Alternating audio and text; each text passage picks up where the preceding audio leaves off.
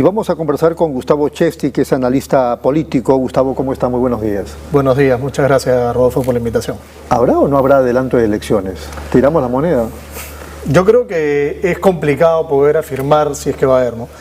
El escenario es en términos generales... Usted tiró la toalla, ¿no? Porque yo me acuerdo que usted promovía recabar firmas para el adelanto de elecciones y entiendo que ya no lo hace. A ver, lo que pasa es que no tiramos la toalla, llegamos a recolectar cerca de 45.000 firmas y estas las entregamos al que en su momento era ministro de Justicia, el ministro Soto, ¿no?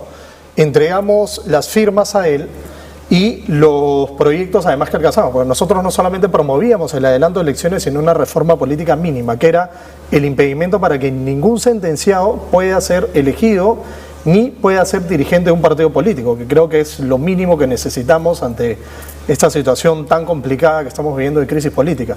Y el otro elemento era que las PASO tengan, o sea, las primarias abiertas, simultáneas y obligatorias que acabamos de ver en Argentina, tengan un carácter constitucional de forma tal que el Congreso no las patee como ha venido haciendo ya en 2 oportunidades, ¿no? Las PASO lo que iban a hacer era reducir la posibilidad de que los partidos políticos puedan vender candidaturas y realmente pasen a las elecciones finales los candidatos que sí tenían una correcta representación. Es el tema de que quienes votan en las primarias son todos, no solamente la militancia. Exacto, por eso son abiertas, ¿no?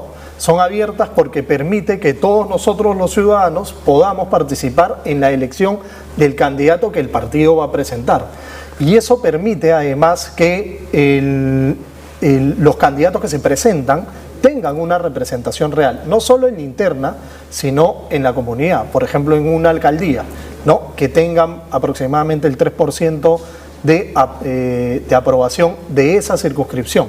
Entonces ya no tenemos 24, por ejemplo, candidatos, ¿no? Que teóricamente podríamos tener el día de mañana, sino se reduce a un menú de aproximadamente 10, ¿no? Entonces, eso es bastante sano, digamos, en la democracia. Últimamente son 2 elementos importantes que el Perú debe tomar en cuenta. Uno, lo de Ecuador. Lasso convoca elecciones porque la Constitución le permite adelantar elecciones frente a una situación de crisis terrible. Correcto. ¿no? Y ahora este asunto de las primarias en Argentina, que para mucha gente en el Perú pueden ser novedad, pero podríamos cogernos de ellas para hacer algunos cambios constitucionales. Correcto. Las PASO ya fueron aprobadas, ¿no? Fueron aprobadas, sino que sencillamente el Congreso... Las postergaron. Las postergaron hasta por 2 veces, me conveniencia, parece. 2 veces, ¿no? ¿Por qué? Porque evidentemente el Congreso es manejado por los partidos políticos, ¿no? Eso es claro. Entonces, las PASO atentan directamente contra los intereses personales que a veces tienen los dueños de los partidos políticos, ¿no? Entonces, por eso el Congreso, que lamentablemente debería de legislar o tener una función en pos del ciudadano, lo hacen en pos de intereses muy particulares, como en este caso fueron los partidos políticos, ¿no? ¿Qué pasa? Si es que la elección de un candidato está en las manos del ciudadano y no en el dueño del partido, ya no hay el negocio de tienes que pagarme tanto para ser candidato. Ese es el tema de fondo, ¿no? Y por eso evidentemente las PASOs las han seguido pateando y pateando y pateando. ¿Y las van a patear también para estas próximas elecciones? Mira, yo espero que no, ¿no? Lo que pasa es que ya te digo, digamos, mi sentir de frustración, y creo que la de todos, es que lamentablemente en la política en la que estamos ahora ya no interesa el bienestar del ciudadano, ya no interesa el bienestar del país en términos generales. Ahora se responde a intereses bastante particulares que pueden ser mafias, organizaciones criminales que están detrás de la política y que antes era algo medio que había una infiltración, ¿no? Y eso medio que se sabía, pero ahora ya es totalmente descarado. Ahora, usted habla de bienestar del ciudadano, bienestar del país, pero le pregunto lo que le pregunté a los sindicalistas que estuvieron esta mañana aquí en Pulso Informativo. ¿Qué nos garantiza que el adelanto de elecciones le dará bienestar al país? A ver, en un escenario como era el año pasado, ¿no? Con esto no digo de que esta situación de Dina Boluarte sea mejor, digamos, yo creo que el escenario en términos generales no me estoy refiriendo a una comparación específica a Boluarte Castillo, sino la situación en términos generales es peor que el año pasado, ¿no? En temas económicos, de seguridad, político, social, etc. Entonces, un adelanto de elecciones puede generar un bienestar al país siempre y cuando se elijan a las personas correctas. Porque si no, como se dice coloquialmente, estamos cambiando moco por baba, ¿no?